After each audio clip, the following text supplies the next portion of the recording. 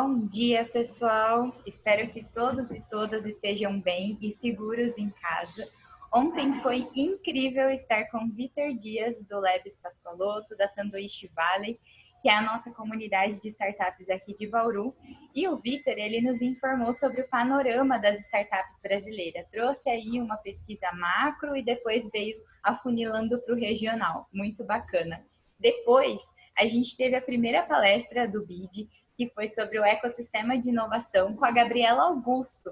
E ela veio aqui trazendo, contando um pouco mais sobre a sua história e também fazendo história no BID como a primeira mulher trans a participar do evento, um marco bem grande.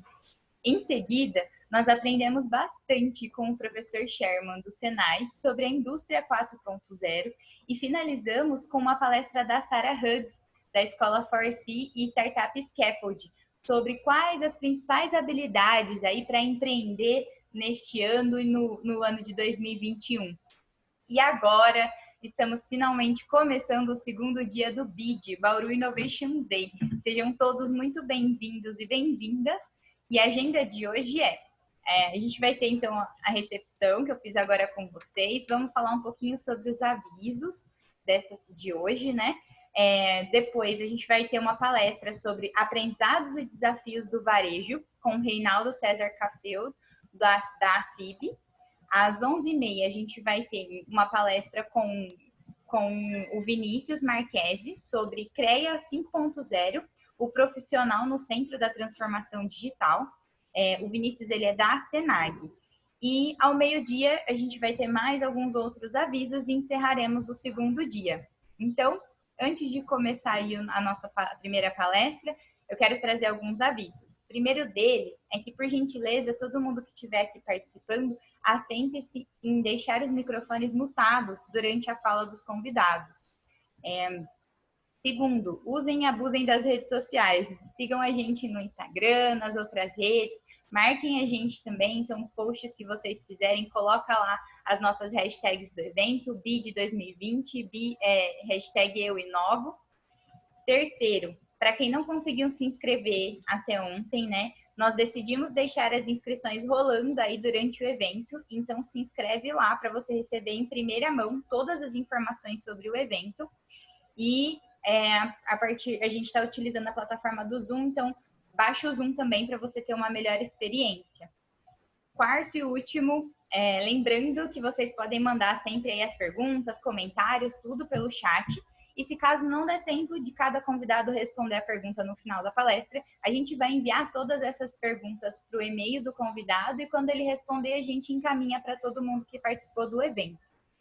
Bom, então bora para a primeira palestra de hoje. Eu gostaria de chamar ao palco do BID 2020 o Reinaldo César Cafeu, presidente da ACIB, Associação Comercial e Industrial de Bauru. Ele é economista, especialista, mestre e doutor, professor universitário, consultor, facilitador em treinamentos, palestrante e conferencista. É fundador e diretor da Reinaldo Cafeu Soluções em Gestão, associado da Fundação Dom Cabral nas regiões de Araçatuba, Bauru e Marília. Reinaldo, tudo bem? Você está me ouvindo? Sim, te ouço, sim. Muito obrigado pelo convite e pelo espaço. Ótimo, a gente que agradece. Reinaldo, o palco ele é todo seu. Eu vou fechar aqui a minha câmera e meu microfone, mas qualquer coisa eu estou por aqui, tá bom? Perfeito. Bom, o desafio hoje é a gente falar um pouquinho sobre o varejo, né? E, naturalmente, um presidente de uma entidade que viveu na pele, né, a questão da pandemia, é sempre importante trazer algumas informações. Para facilitar aqui, eu vou projetar alguns slides, que aí a gente consegue, então, ter um roteirozinho para a gente otimizar o nosso tempo. E como foi colocado, caso alguém tenha alguma pergunta, alguma colocação, fique à vontade aí para interromper. Eu vou passar esse período com vocês trabalhando esse tema. Então, eu pensei em trabalhar um pouquinho a questão da inovação, né, no comércio, trazer alguns números. A pandemia, de certa maneira, pode trazer para a gente aqui uma consideração que é o grande ano do e-commerce brasileiro, né? E, sem dúvida alguma, a pandemia é um dos que acabaram impulsionando. Eu até vou usar essa expressão algumas vezes, o comércio acabou no varejo principalmente, trabalhando muito mais na dor do que no amor, né? Nós tivemos aí, ao longo desses anos, muita morosidade na questão envolvendo as inovações, uma resistência até conflitos de geração dentro das organizações e de 2 anos para cá isso vem despertando. E muita gente que estava adiando acabou, de alguma maneira, tendo que se render à nova realidade do e-commerce. Portanto, nós estamos falando de um varejo que vem se adaptando a essa modernidade. Os grandes já estavam, de certa maneira, lá, mas os pequenos empreendimentos nem tanto. Então, nesse aspecto, foi muito importante que o empresário que tinha algum capital pudesse rapidamente trabalhar. Para você ter uma ideia, em 8 meses, o varejo faturou 38,8 bilhões. Para você ter uma ideia do que isso significa, quase 57% a mais 8 meses desse ano comparado com os 8 meses do ano passado. No ano fechado, até dezembro, a previsão é que esse ano traga 30% a mais de crescimento do e-commerce. É claro que tem que tomar algum cuidado, que não é assim, então a economia não vai bem, mas o varejo vai faturar 30% a mais. Não. Os negócios virtuais crescerão 30% e cresceram quase 60%. Nós temos que levar em conta que houve perda nas vendas presenciais. Então, esses aqui são dados do varejo virtual e não do varejo como um todo. Mas não deixa de ser expressivo e também não deixa de demonstrar que é algo que veio para ficar. Porque o levantamento aponta que mais de 7 milhões de brasileiros fizeram a sua primeira compra online durante o primeiro semestre de 2020. Ou seja, as pessoas que resistiam, os consumidores que faziam bico, não confiavam na segurança, adiavam, eles acabaram fazendo a sua primeira compra online. Claro que aqui tem da compra do alimento, passando pelo tênis, compra de relógio, de aparelho de ginástica e até eletrodoméstico. Mas não deixa de ser uma nova experiência para milhões de brasileiros. Assim como muitos migraram, por exemplo, para a Bolsa de Valores. Eu sou economista, acompanho, muita gente aí perdendo dinheiro na renda fixa, acabou entrando na Bolsa de Valores. É um fenômeno do ponto de vista de que o brasileiro que resistia a operações digitais agora começa a ter um outro olhar. E exatamente aquilo que eu falei, ou no amor ou na dor. O pequeno varejo acabou aderindo aos marketplaces, ou seja, ao shopping virtual. Só para você ter uma ideia, 78% das vendas foram feitas por esses shoppings virtuais. Nós estamos falando de 30 bilhões de reais. E como nós temos o pequeno de lanchonete, nós temos o pequeno de pequenos negócios, esses marketplaces mais consagrados, mais conhecidos, como Submarino, Extra, Bahia, Casas Bahia, assim por diante, Mercado Livre, cederam também espaço para negócios menores, ou seja, pequenos marketplaces. O caso de Bauru, né, nós lançamos na Associação Comercial o compraembauru.com e é um sucesso. Ele não chega a ser um marketplace, mas é uma porta de entrada para que esse empresário de pequeno negócio possa colocar a sua oferta e, a partir dela, fazer o negócio. Nós tivemos recentemente na Associação Comercial uma entrevista com o profissional do Mercado Livre, ele disse da entrada do pequeno também nesse ambiente de negócios. Claro que existe ainda um inibidor, vamos pegar o caso do iFood, que é uma plataforma que você utiliza para principalmente os negócios, né, de restaurantes, o percentual que eles ainda ficam é bastante expressivo. Chegam a exigir de 20% a 25% de retorno. Mas o empresário, o que ele ponderou? Sem o iFood eu não tenho impulsionamento. Se eu não tenho impulsionamento, não adianta eu querer ganhar se eu não tenho volume para vender. Então, ele prefere vender 30% do seu negócio, dos seus produtos, através do iFood, pagando os 20%, que daria, nesse caso, 6% de custo sobre o total, do que ficar micado e não vender nada. O e-commerce brasileiro, a compra à vista está quase 50%. Há ainda um abandono dos carrinhos e tem uma taxa média de conversão de 1,4%. E quase 60% das vendas foram realizadas por visitantes que retornaram. Ou seja, o trabalho da inteligência artificial está ajudando muito a manter ou trazer de volta aqueles que acabam abandonando o carrinho. E o que é importante destacar também é o volume de investimento em tecnologia pelas lojas virtuais. Diferentemente do que está habituado o empresário comum, as lojas virtuais acabam investindo quase 10% do seu faturamento na modernização. Isso quer dizer o seguinte, que é bastante expressivo, né? Você canalizar quase 10% do que você fatura só para a área de inovação, faz com que você esteja permanentemente alinhado com as necessidades do consumidor. E esse tema do analógico e o digital volta à tona porque as empresas de TI, as grandes empresas de varejo, elas sempre estiveram muito além e as pequenas e médias empresas nem tanto. Mas a pandemia, como eu coloquei, trouxe uma velocidade adicional nessas questões. Então, o que nós temos? Uma realidade presente de uso mais intensivo das redes sociais e, claro, que o próprio pequeno, que é um usuário dos smartphones, se deu conta que ele podia sair daquela venda passiva e aguardar. Ele se viu aqui no comércio de Bauru, não podendo abrir a loja dele. Quando ele abre a loja, ele tem dificuldade. Imagina um pequeno estabelecimento que tem restrição de entrada. A pessoa fica esperando aonde?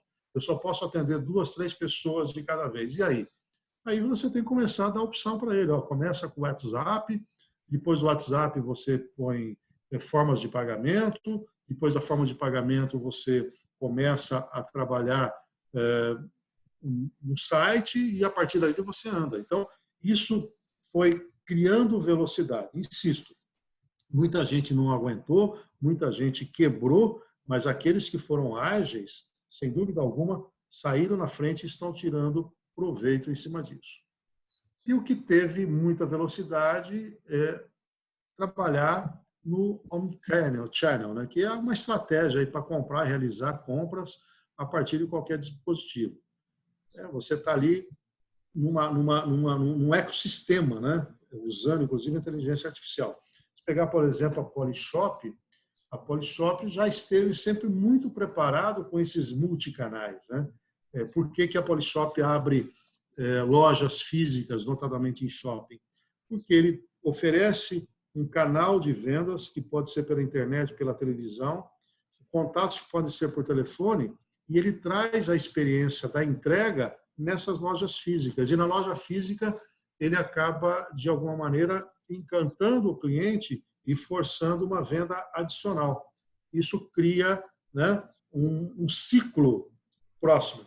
Claro que durante a pandemia, a própria Polishop perdeu esse canal da entrega. Os shoppings estavam fechados, né, as lojas com restrição, tiveram que trabalhar à distância, mas ele foi capaz, pela visão que os seus gestores tiveram no passado, de contornar a crise. Se você olhar os números do Polishop, da Magalu, a própria Via Varejo, que entrou um pouco mais tarde, o Mercado Livre, foram todos que cresceram muito durante a pandemia.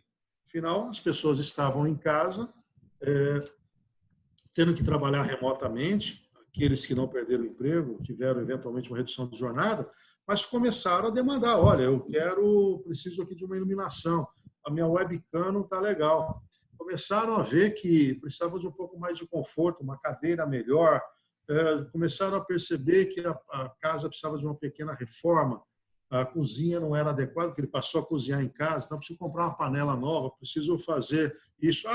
Eu não estou conseguindo sair para caminhar, para fazer exercício na academia, eu vou adquirir um equipamento de ginástica. Então, a Polishop, o Mercado Livre, a Magalu, que mudou a concepção, não vende só produto, é um marketplace, ela acabou trazendo uma experiência nova de consumo. E é claro que o pequeno, quando ele percebeu que ele precisava alavancar a venda, ele entrou para valer nesses canais, mesmo a algum custo. Então, aprendeu, como eu coloquei, um pouco mais da dor, né, de ter que trabalhar essas questões sem ter todo um planejamento. E claro que exigiu também criatividade, um pouco de retaguarda financeira, mas tudo isso é uma realidade que deu um impulsionamento, veio, na minha visão, para ficar. E vai muito além do que a gente chama de multicanal, né?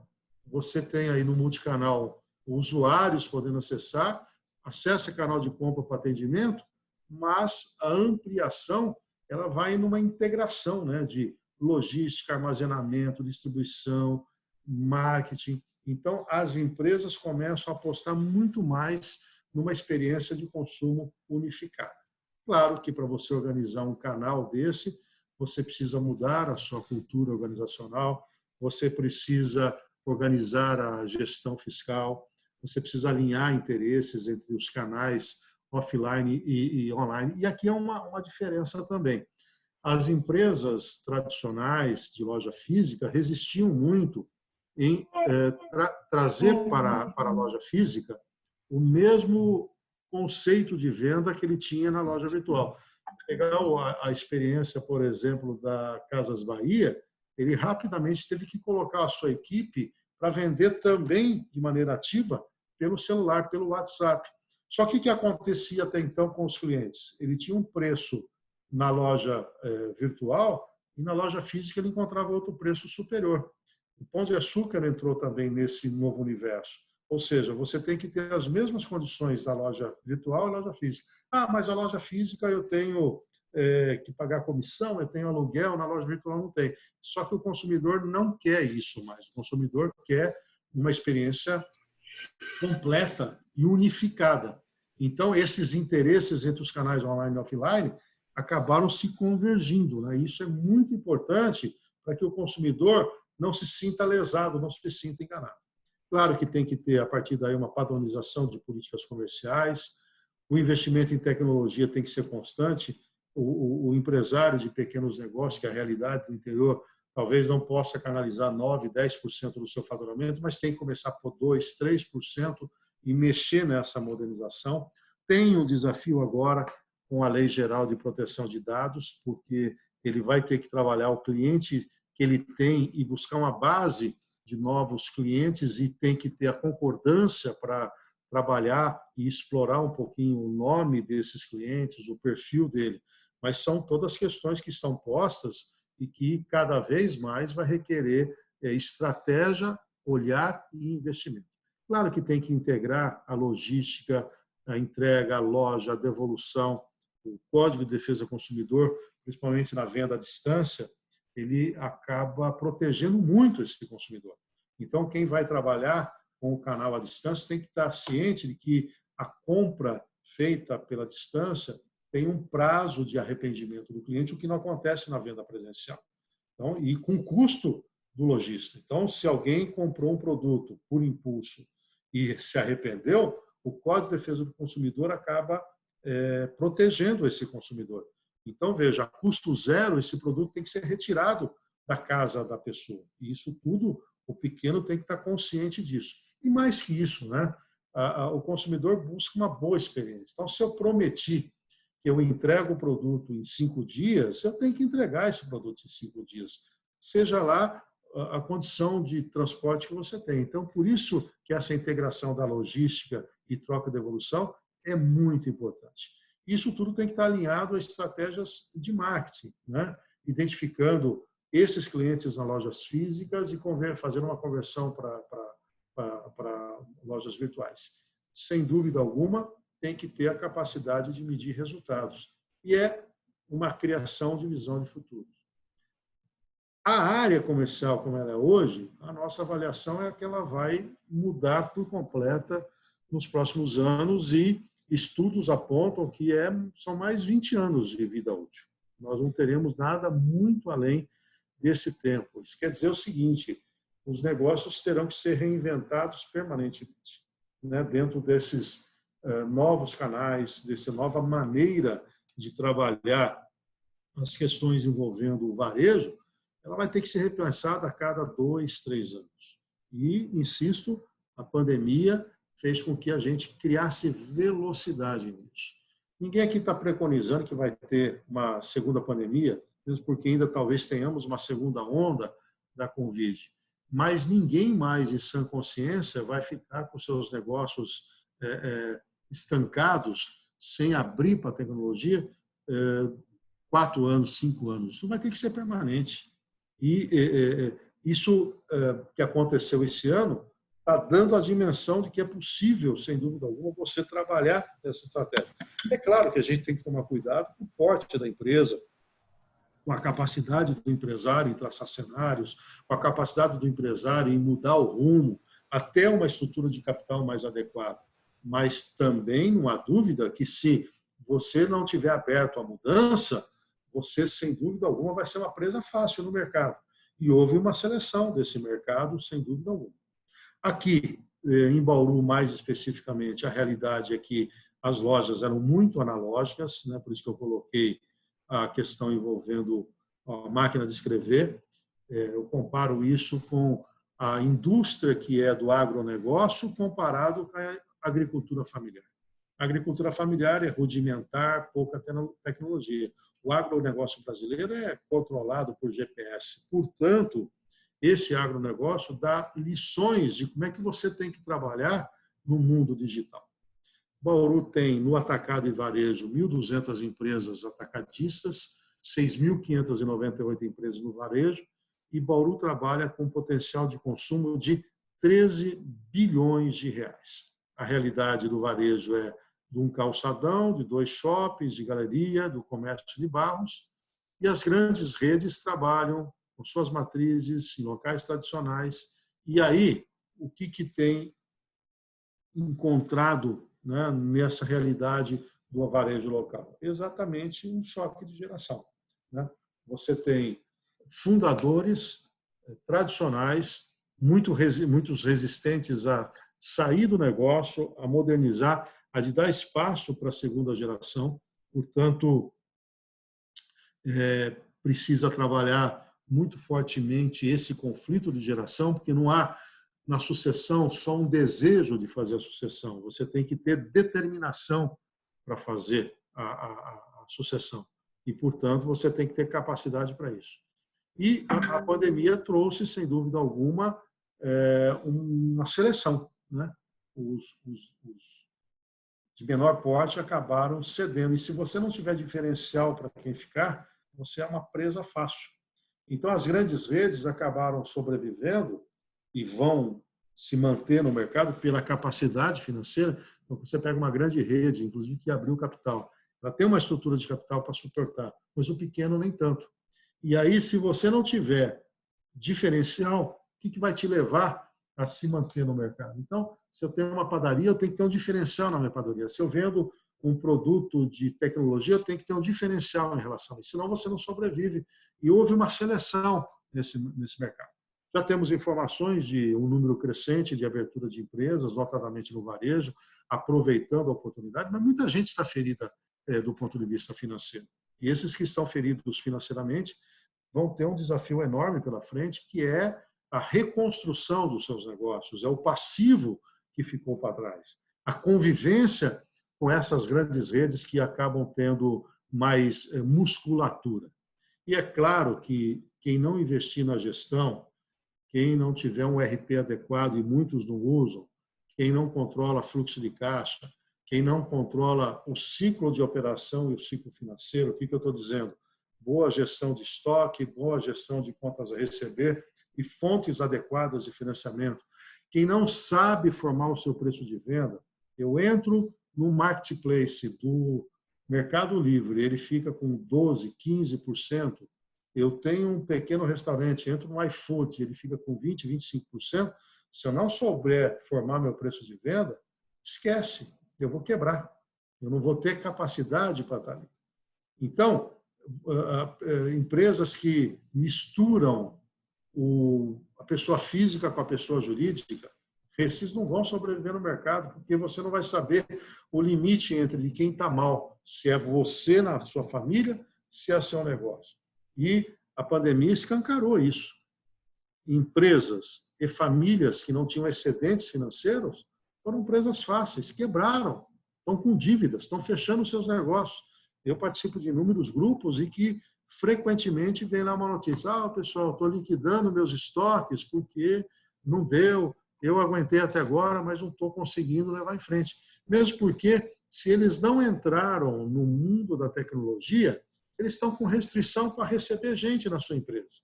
Eu estou muito preocupado, por exemplo, com a Black Friday. O que vai acontecer nesse dia se tiver aglomeração? Como é que vai atender essas pessoas? Então, você tem que abrir outros canais para isso. E quem não conseguiu fazer isso, sem dúvida alguma, vai ter muita dificuldade de sobrevivência. E não pode misturar o caixa da empresa com o caixa da sua organização. Precisa ter uma convergência entre a gestão contábil e a gerencial.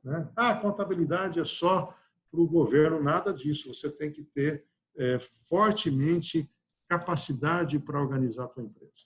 E muitos sequer têm orçamento. E, nesse momento, o que está em curso nem é mais o orçamento tradicional, é o orçamento chamado orçamento base zero.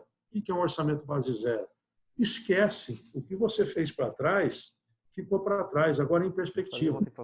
Define para você a projeção de vendas, o lucro, o resultado que você quer ter e adeque o tamanho do custo que você vai ter. Então, a partir daí, você tem empresas que atuam no varejo e outros setores também mais saudáveis. Mas vejam que quem trabalha com a prestação de serviço, a questão dos ciclos da empresa é muito mais tranquilo, porque é mais direto. É caixa, contas a receber, caixa. Não, quem atua no varejo é caixa, compra de produtos, estoque, venda de produtos, prazo de recebimento. Então, esses ciclos precisam ser mais fortes, mais firmes. Caso contrário, você perde musculatura naquilo que você vai fazer. Então, como é que você vai avançar? Apostando na sua organização, na infraestrutura e cada vez mais investimentos em tecnologia, mas se você não tiver equipe treinada, se você não tiver processos, controles, você não chega lá.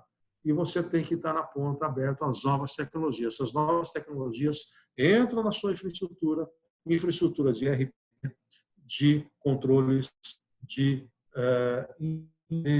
o tamanho do negócio, processos para inovação e novas tecnologias. E, claro, uma visão clara.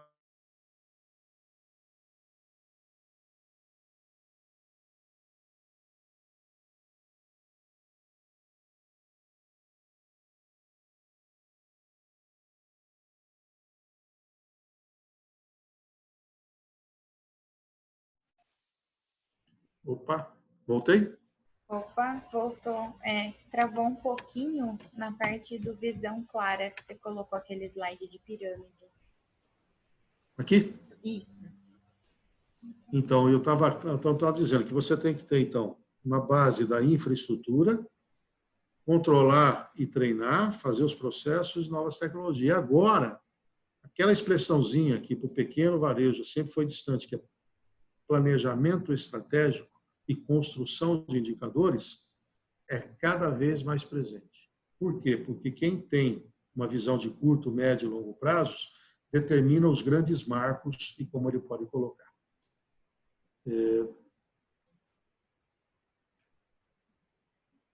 Não sei se está travando de novo aqui. Então, como é que você avança? Cooperando. O papel das entidades como a nossa é permitir isso, quando você trabalha em sistemas abertos, que 2 mais 2 vai ao infinito. Então, por exemplo, na CIB, nós, desde o início da minha gestão, a gente apostou na inovação e na cooperação. O que aconteceu? Nós já estávamos bem avançados no digital, quando veio a pandemia, nós só viramos uma chave. Enquanto isso, há outras entidades, aqui não é uma crítica, é uma observação, uma constatação, ficaram aí batendo cabeça, não tinham o que oferecer para os clientes. Nós fizemos uma ação no Dia das Mães, em que a gente deixou um canal pela internet aberto, com transmissão de 4 horas de ofertas ao vivo. Nós rapidamente construímos o compraembauru.com, que era uma porta de entrada para a venda. Trouxemos retorno com cashback, da nível cashback. Nós entramos com mentorias de gestão e de finanças. Nós fizemos cursos de inteligência digital. E a própria entidade conseguiu manter os seus associados, criando a CIB Orienta Online, tivemos uma reunião hoje, a CIB Negócios Online, as mentorias online, interação com palestras e cursos todos online, mulher empreendedora online. O que eu estou dizendo com isso? Que esse é o papel das entidades. Quando ela pratica já o avanço digital, ela coopera e ela estimula o seu associado para trabalhar também em cima disso. Então, você tem que ter uma convergência do analógico digital, claro, com linhas de financiamento, com cooperação e com treinamento. E quando você faz isso, não há dúvida que o retorno acaba vindo. Então, nós vivemos um momento em que é preciso, com clareza, transformar os desafios em oportunidades e, claro, quando eu faço isso, que as estratégias estejam bastante claras. Essa é a contribuição que eu trago aí, pelo tempo que nos foi concedido, para trazer luz um pouquinho na questão do varejo e os desafios que nós enfrentamos e também mostrar o testemunho de uma entidade que estava muito bem estruturada para enfrentar a questão do distanciamento, não que a gente imaginasse que fosse ser desse tamanho, mas nós viramos a chave e foi muito tranquila essa transição para a gente poder contornar todos os problemas e desafios que a pandemia trouxe. Muito bacana conhecer um pouquinho mais do trabalho da CIB, né? Entender como que está aí a realidade de Bauru. Obrigada, Reinaldo, pela palestra. Nós temos uma pergunta aqui, que é do Guilherme Farsoni. Ele colocou assim, bom dia, Café e pessoal. Café, quanto ao relacionamento com o cliente, anos atrás, nossos pais às vezes abriam mão de pagar mais barato para favorecer o comércio de um amigo, que na realidade fez ao se tornar freguês. Hoje, com o shopping, Google, Buscapé, Zoom e afins, muitas vezes só vemos o preço e a qualidade, já que muitas vezes o empreendedor até se repete. Você acha que essa busca pelo relacionamento com o cliente também evoluiu? E como foi isso, né? Até onde pode chegar? Então, vamos lá. Vamos fazer antes da Lei Geral de Proteção de Dados. Qual é o princípio básico que você tem que ter para substituir esse fiado tradicional? Eu sou de uma geração... O meu pai era comerciante. Meu pai vendia roupa, minha mãe. Ele colocava uma fichinha aqui. Cacu, está aqui, deve R$35. E como ela te via sempre lendo lá, não tinha nem o seu telefone, nem nada. Pandemia, padaria. Estamos com restrição de atendimento, ligue no nosso WhatsApp e eu entrego o produto para você. Cadê esse cliente? A padaria sempre trabalhou com o consumidor na letra C, de consumidor. Então, no momento que você tem que ter uma venda ativa e não passiva, e uma padaria passiva, um restaurante é passivo, o que essas empresas tiveram dificuldade? Quem que é meu cliente? Onde ele está? Um restaurante, talvez, mais sofisticado, né, que você vai jantar, ele te conhece pelo relacionamento. Mas pega um fast food em que eu saio aqui do meu escritório, vou comer aquilo. Essa pessoa não sabe nada de mim. Então, o CRM que a gente fala, né, que é você trabalhar o relacionamento, ele é a substituição do fiado. Eu preciso saber que o Vitor Salvador, ele é profissional X, que ele faz aniversário tal dia, que ele torce para o time A, B, C, D, para eu poder estimular que ele compre meus produtos. Eu tenho que ter uma estatística dos produtos que ele mais compra. O que a Drogasil fez agora? Imitou o Pão de Açúcar. O Drogasil tem um aplicativo em que você tem lá todos os produtos que você consome, ele está estimulando. Aquele remédio, remédio, hein? E você tem de uso contínuo, está em promoção. Olha, mas se você fizer uma compra aqui, você pega 15% de desconto naquela pasta de dente que você sempre compra. Você está conhecendo o consumidor. O Pão de Açúcar faz isso com maestria, né? Ele manda para você as ofertas ali. O pequeno não faz isso. Então, como é que eu substituía o fiado? O fiado era a fidelização para o conhecimento. Qual o desafio agora? Como trabalhar de maneira organizada essa informação com a Lei Geral de Proteção de Dados. Por quê? Porque eu não posso, de maneira livre, sem o consentimento do meu cliente, poder estimular, ele pode questionar. Como é que você sabe que eu sou economista? Como é que você sabe que eu sou profissional de administração?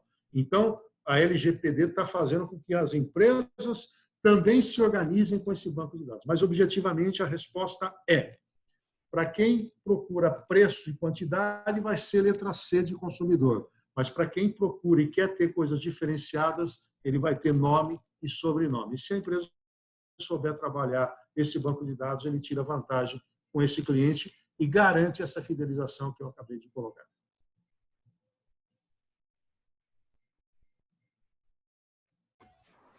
Obrigada, viu? Acho que o Guilherme também ali agradeceu com as palminhas. Se alguém tiver mais alguma pergunta, pode ir mandando, pessoal. O segundo palestrante, que é o Vinícius, ele teve um imprevisto, mas ele já está entrando. Por enquanto, se ninguém tiver mais nenhuma pergunta, eu queria agradecer ao Reinaldo Café pela palestra. Obrigada pela participação da CIB também. É sempre um prazer poder contar com vocês aí, seja em eventos ou outros tipos de parceria. E agora vou mandar aqui no grupo para vocês um link para vocês acessarem do Mentimeter. Não sei se vocês já utilizaram esse site, ele é bem legal e a gente tem uma pergunta para quem está aqui, que é o que é inovação. Então, eu vou projetar já aqui na telinha, é uma nuvem de palavras, e aí eu queria que vocês colocassem o que significa inovação para vocês, já que esse é o tema do BID e que a gente vem falando tanto, né? Então, é só clicar nesse link e aí vai aparecer para vocês responderem a pergunta. Eu vou compartilhar um segundinho.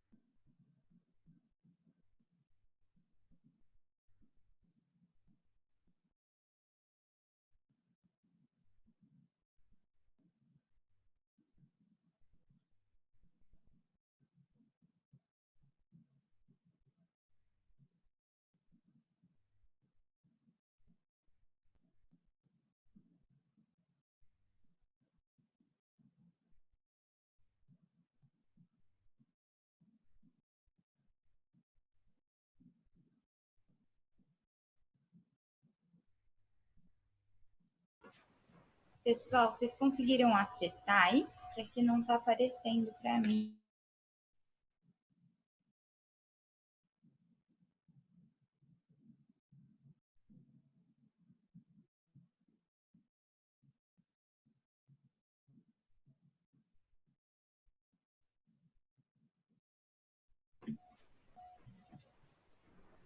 Votou? Ah, show.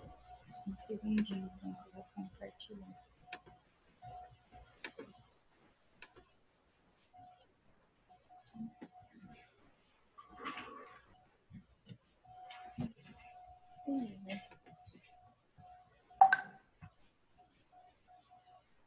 Ah, tá. No caso, apareceu só o que é uma startup. Também é o segundo questionamento que eu queria fazer para vocês também, para a gente discutir.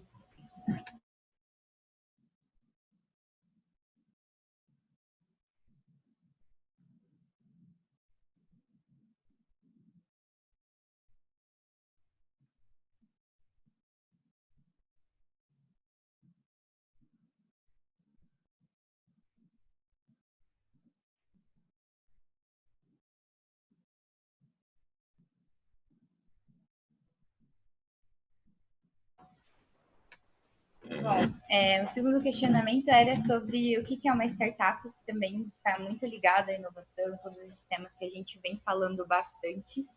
E aí a gente colocou aqui um questionamento, né, para vocês, aqui as alternativas. Então, uma startup é qualquer empresa, é uma organização temporária criada para buscar um modelo de negócio repetível e escalável, é uma empresa com pessoas jovens. Muito legal que as pessoas votaram, né? Todo mundo votou na resposta certa. Então, inclusive, essa definição é do Steve Blank, que é uma das referências que a gente tem quando o assunto são startups, né? E muito bacana que está todo mundo bem alinhado. Então, vocês estão de parabéns, já estão sabendo o que é uma startup aí. Importante desmistificar que, às vezes, algumas pessoas acreditam que uma startup, para ela ser realmente uma startup, precisa de ter pessoas jovens, de ter puff colorido, e não é isso, né? A gente sabe que a essência realmente de uma startup é que ela tenha um modelo de negócio aí inovador, um produto, um serviço que agregue, que resolva um problema, né? Que tenha um propósito importante, que consiga resolver esse problema, e que também a gente consiga repetir e escalar tudo isso. Então, muito bacana. E eu vou agora conversar com vocês um pouquinho vou fazer uma fala rápida sobre inovação. Então, a gente tem alguns tipos de inovação. Quando a gente fala de inovação, né, da palavra inovação, a gente tem que entender que existem tipos de inovação e intensidades. Então, por exemplo, a gente tem um tipo de inovação que é incremental. O que significa isso? Que já existe alguma coisa, daí você vai lá e só melhora aquilo, sendo como se fosse uma mudança incrementada mesmo, né? Você adicionou alguma coisa, mudou uma pequena parte, não um todo, mas uma pequena parte. Isso já é considerado inovação, né? Geralmente, quando a gente fala de inovação, a gente só lembra da parte, poxa, disruptiva. E aí a gente cita as grandes startups, né? Quando você consegue mudar o comportamento do consumidor, né, o comportamento do cliente, o comportamento da sociedade como um todo. Você inventa aí uma nova roda, um novo Facebook. E aí, lembrando que inovação não é só isso. Então, esse tipo de inovação, ela é uma inovação disruptiva ou radical, que as pessoas dizem, né? Mas não existe só esse tipo de mudança, né? Então, é importante que a gente consiga entender e verificar que a gente pode inovar dentro da nossa empresa, seja por processos, por pessoas, o time, né? Toda essa questão de cultura. Então, tudo isso também pode ser uma inovação. E aí depende só de vocês conseguirem encontrar um problema, alguma coisa que pode ser resolvida ou melhorado, um processo. Fica aí a provocação saudável. Bom, acho que o Vinícius ele conseguiu entrar aí, já está se arrumando. Vou fazer, então, uma apresentação rápida aqui dele e a gente já começa com a palestra dele. Agora a gente vai aprender um pouco mais sobre o CREA 5.0, profissional no Centro da Transformação Digital, com Vinícius Marquesi, que há 13 anos atua no sistema de CREA, né, de Confia e CREA, e foi conselheiro do CREA São Paulo, diretor em 2 mandatos. Desde setembro de 2016, ele é presidente do CREA São Paulo, né? Vinícius, tudo certo aí?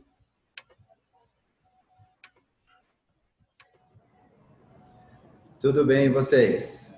Também tudo certo.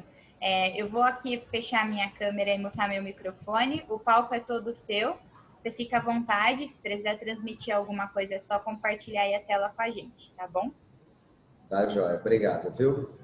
Primeiro, agradecer o convite. Desculpa o atraso, eu tive um problema pessoal que acabou confundindo um pouquinho a agenda agora pela manhã, mas deu tempo de chegar aí com esses 10, 15 minutinhos de atraso e vamos começar a falar um pouquinho do processo de transformação em que foi iniciado aqui no CREA São Paulo. Lembrando que o CREA São Paulo é um conselho de fiscalização, né? Tem essa função, essa finalidade estabelecida por lei, que a gente fiscaliza o exercício profissional para defender a sociedade, né? Então, a gente exige que tenha um profissional à frente de toda atividade técnica. É uma autarquia federal, nós somos submetidos aí a órgãos de controle como o Ministério Público Federal, Tribunal de Contas da União, além de controle interno por parte do Conselho Federal de Engenharia e Agronomia, que é o CONFEA. E aí nós temos aí as auditorias internas e externas. Estou falando isso porque a estrutura, ela tem todo esse respeito com o recurso do profissional e tem esse controle externo desses órgãos que tem a credibilidade incontestável. Então, tudo que a gente faz dentro dessa linha, que nos é obrigada, mas é a garantia aí da segurança de todos os processos, né? E dentro disso eu vou falar um pouquinho em que momento, quais são as diretrizes do CREA São Paulo para esse novo momento, quando se fala em inovação, e falar um pouquinho sobre o que está acontecendo aqui, quais são os objetivos e aonde a gente acredita que dá para chegar com o CREA São Paulo onde o CREA consegue se posicionar aí num futuro próximo, dentro dessa nova realidade que o mundo vive, né? Então, vou pedir para o Gustavo, que está me dando uma força, compartilhar a nossa apresentação. A ideia é fazer um overview bem breve, bem objetivo, e aí deixar disponível para vocês as dúvidas, as curiosidades com relação ao CREA, né? Então, não é segredo para ninguém, mas o mundo ele vive por um processo de transformação digital e assim, nós que somos o lugar onde temos os profissionais que são os responsáveis, ou grande parte dos responsáveis por essa transformação digital no mundo, né? Eles estão vinculados a áreas da engenharia, segmentos da engenharia, são profissionais que têm a tecnologia ali no sangue, né? E dentro desse conceito a gente decidiu mudar as diretrizes e implementar aqui um planejamento e um processo de transformação digital pautado em tecnologias, pautado em inovação, que a gente vai buscar no mercado, mas lembrando que o cliente CREA, ele tem uma especificidade aí que é bem característica, né? Como eu disse, a gente tem essa função de fiscalizar o exercício profissional, mas a ideia é ir muito além da fiscalização, né? E montar uma estrutura realmente de serviços ao profissional de maneira simples, de maneira fácil e rápida. Vamos lá? A gente percebendo esse momento que foi acelerado pela pandemia, a revolução digital que está acontecendo, né? Ela não é segredo, mas a gente também tem a perspectiva aí do próximo momento da transformação digital, que é a sociedade 5.0, onde o ser humano ali, ele está no centro dessas tecnologias, né? Estando no centro das tecnologias, trazendo para a nossa realidade, que é um conselho de profissão, onde temos profissionais, empresas, instituições de ensino registrados aqui dentro, a gente transformou esse conceito de sociedade 5.0 no projeto CREA 5.0, onde o profissional ele vai ser o centro da nossa transformação, né? E buscar evolução nos nossos serviços e consolidar e transformar a relação com empresas e instituições de ensino em alguma coisa que seja muito benéfica, não só para as empresas, para as universidades, mas, como eu disse, voltado para o profissional, né? Sem deixar de fiscalizar o exercício profissional e proteger a sociedade.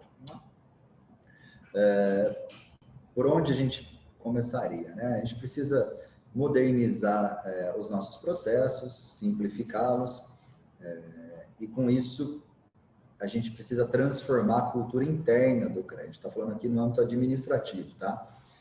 Isso já está acontecendo aqui no CREA São Paulo. Nós temos aqui algumas ferramentas sendo implementadas, já temos superintendências, que são os grandes departamentos, vamos dizer assim, que têm responsabilidades aí que são bem robustas, já estão hoje iniciando processos totalmente digital, sem nenhum papel. Isso está hoje em fase de implementação, e a hora que a gente conseguir completar o administrativo nesse formato, a gente começa a ter como prestar serviços para o profissional de maneira muito mais rápida, muito mais simples e totalmente digital, né? E aí as ferramentas são essas ferramentas que todos nós conhecemos na área de inteligência de dados, cybersecurity, blockchain. O conceito de plataforma, ele é o conceito que nos dá o norte hoje aqui dentro. A ideia é transformar tudo isso numa grande plataforma de serviços, e para isso a gente precisa, para transformar a cultura da nossa profissão, a gente precisa investir muito em capacitação interna e externa, para que tudo isso vire um ambiente tecnológico, um ambiente onde todos os atores envolvidos nesse processo de transformação entendam tudo que está se propondo. Vamos lá? Isso também passa por uma ampliação dos nossos canais digitais, que também está acontecendo. Acho que o pessoal que já teve a oportunidade de ver a nova campanha de comunicação do CREA São Paulo, que tem esse objetivo, né? Convidar os profissionais para fazer parte dessa transformação, porque a gente quer ouvir os profissionais, quer saber como que a gente melhora o CREA para os profissionais. Ela tem essa pauta, né? Potencializar os nossos canais de comunicação, nossas redes sociais, que são institucionais, para que dali a gente consiga captar as maiores demandas para os profissionais e começar a trabalhar por prioridades essas demandas, né? E no âmbito das empresas, profissional do poder público, um processo de aproximação, onde essa plataforma vai permitir a conexão das empresas para que as empresas também busquem ali suas soluções dentro da plataforma CREA São Paulo. E quando eu falo de soluções, até o profissional que ela está procurando ali, de uma demanda de mercado dela, que ela busque na própria plataforma. Então, de maneira bem simplificada, a ideia é essa. Para a gente poder mergulhar de verdade nesse ambiente que respira, né, que vive inovação no dia a dia, a gente vai buscar parcerias com o Hub de Inovação, que são os ambientes de startup, da onde estão surgindo e surgem soluções que realmente revolucionam o mercado. Então, a ideia é aproximar muito dessas iniciativas. A gente já está em um processo interno, onde a gente vai buscar essas iniciativas no mercado, tá? Para aproximar, para que o profissional registrado no CREA, para a empresa registrada no CREA, tenha acesso a esses ambientes de uma maneira muito diferenciada e possa viver ali, ou passar por um período em um ambiente de inovação para entender os conceitos de inovação, porque a gente sabe que isso é uma demanda que os nossos profissionais, nossas empresas têm hoje em dia, né?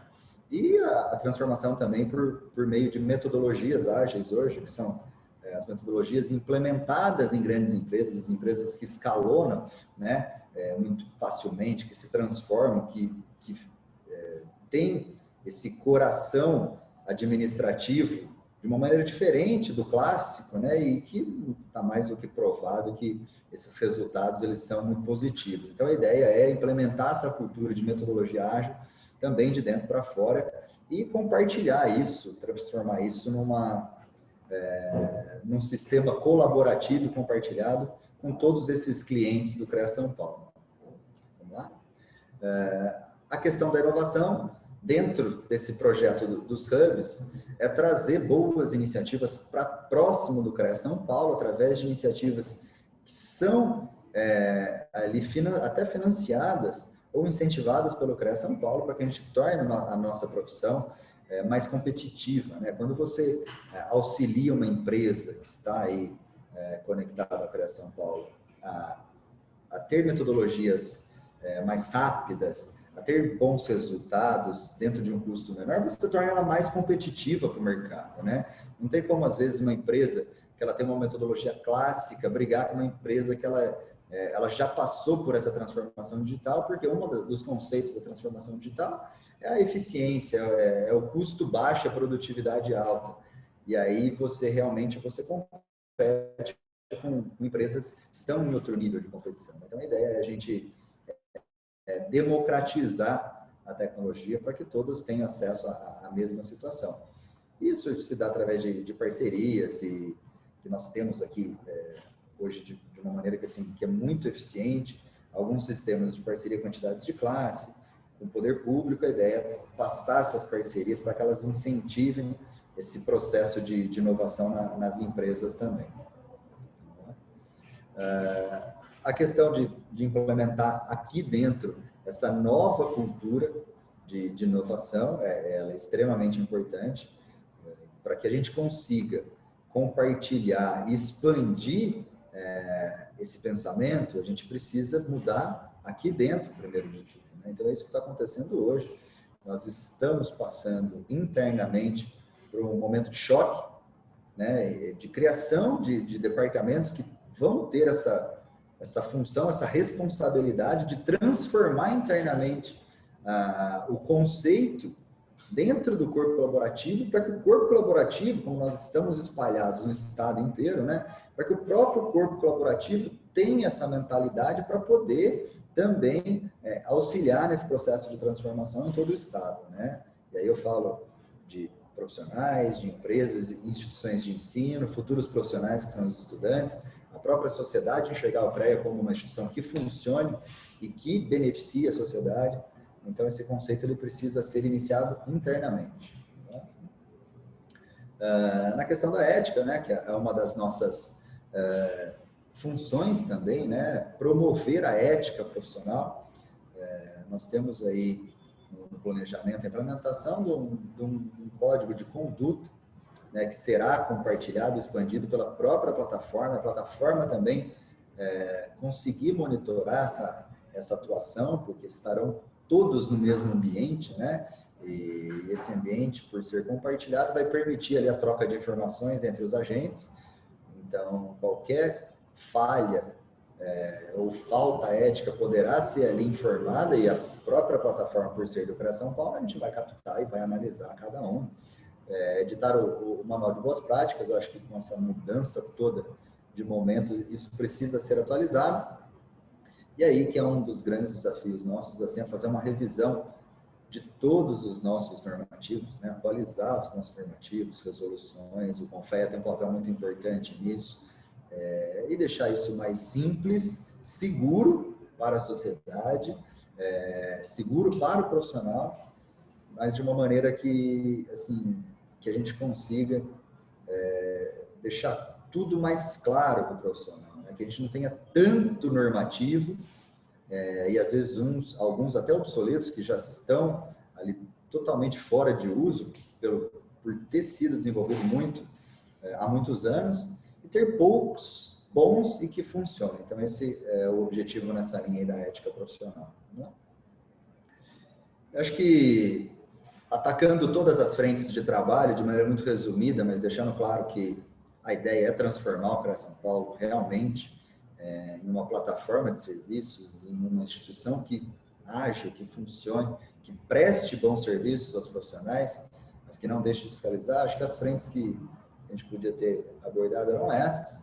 São meus canais aí digitais e os do CREA São Paulo, o blog que eu costumo ali, uma vez por mês pelo menos, emitir opinião ali com relação a alguns assuntos. É um blog meu.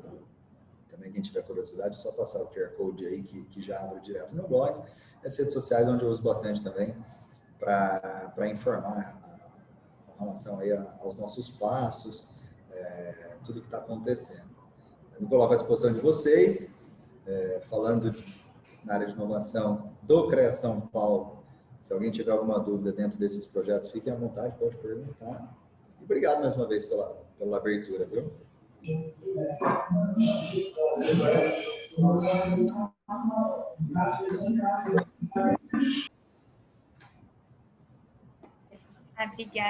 Obrigada, Vinícius, pela explicação, né, pela palestra.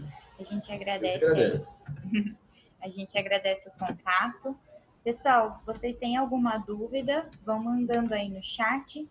Enquanto o pessoal vai mandando as dúvidas, eu vou passar o último recadinho que a gente tem, e aí a gente já vai encaminhando para a finalização do nosso segundo dia de BID. Então, só reforçar aqui para vocês se atentarem aos e-mails, porque a gente está enviando o link de cada dia do evento, né, pelo e-mail. Então, lembrando que é a semana inteira de evento e a gente está indo para o terceiro dia. Agora já vai ser hora de dar tchau, né? Acho que não tem mais nenhuma pergunta no chat. Não tem? Bom, então a gente já vai se despedindo por aqui. Foi um prazer estar com vocês hoje novamente. A gente encerra o segundo dia do BID 2020, Bauru Innovation Day. Vejo vocês amanhã, no mesmo horário. Até mais, gente. Muito obrigada, Vinícius, pela palestra. E a gente se vê amanhã.